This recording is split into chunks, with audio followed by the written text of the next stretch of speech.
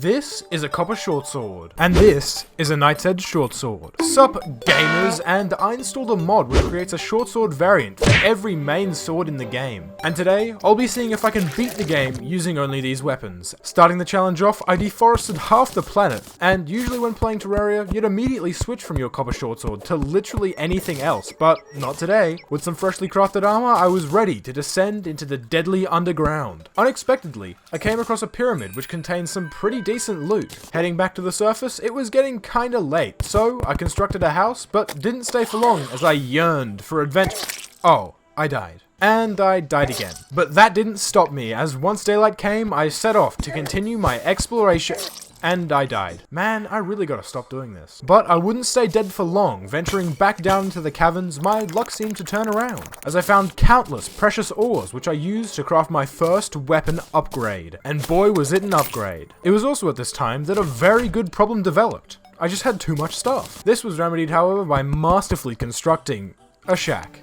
Good job, Bigbrogrounds. Colonization. To the right of my world, I found some trees that are way too big. Like this is perfectly serviceable. And then I died. What the? No, you asshole! Back to mining. And after 30 minutes, I could make one more piece of armor. Again, that didn't stop me, as soon after, I completed my tungsten armor set for a sweet little 3 defense bonus. And once my high-tech arena was finished, I knew it was time to battle the Eye of Cthulhu. The minuscule range of the shortsword severely impacted my ability to damage the eye without getting significantly hurt myself. Luckily, I had a trick up my sleeve, and her name was Lisa. With said nurse on my side, I absolutely curb-stomped this motherfucker. Moving on. After how well I thought the Eye of Cthulhu fight went, I thought that surely I was ready to kill the Eater of Worlds, and unsurprisingly, I wasn't. So to the drawing board I went, and I determined that all I needed was some better armor, so that I could hopefully tank my way to victory. And to be honest, that was exactly what I needed. Or at least it would be, if I remembered to press B to activate all of my buff potions, which I didn't. So for round 3, I lovingly handcrafted a note that I put on my screen to remind me. Despite this, the fight was still really tough, as I had to get close and personal to deal damage, in addition to dodging the Eater of Worlds' high damage attacks, especially when it split apart. And towards the end, although I wasn't in the best of shape, I still managed to take it down. Boom,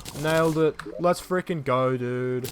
Going into the fight with Skeletron, I knew it was going to be significantly more challenging than anything I'd faced previously. So, considerable upgrades would be required, and I had the perfect gear in mind. So, the first thing I did was construct a simple elevator, and like a dwarf, I diggied my way to a set of molten armor, and a fiery shortsword. But of course, it was just my luck that by the time I had sped my way to the dungeon and put together a simple arena, the sun had rose on a new day. So I patiently waited, and then, upon spawning Skeletron, noticed that my health was rapidly decreasing, and I died. Then I was sad. So I slaughtered some goblins, and I was still sad. So I took a break and came back the next day, not sad. And after some thinking, I determined that the reason I died was due to my small arena, so I made it bigger, and still died. Then I was sad.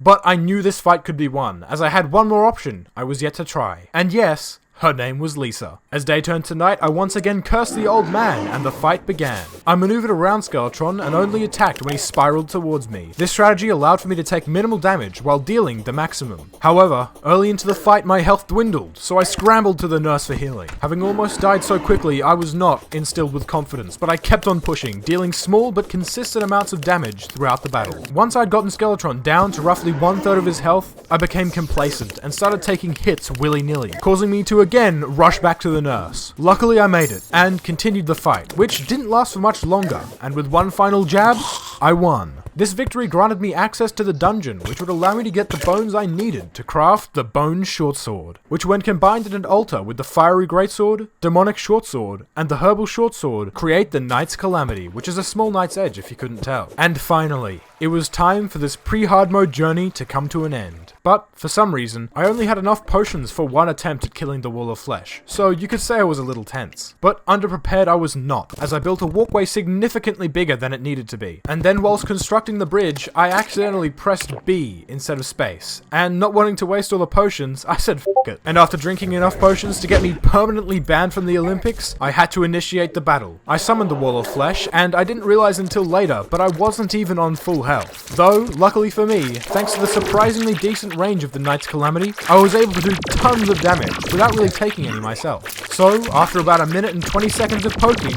I'd done it.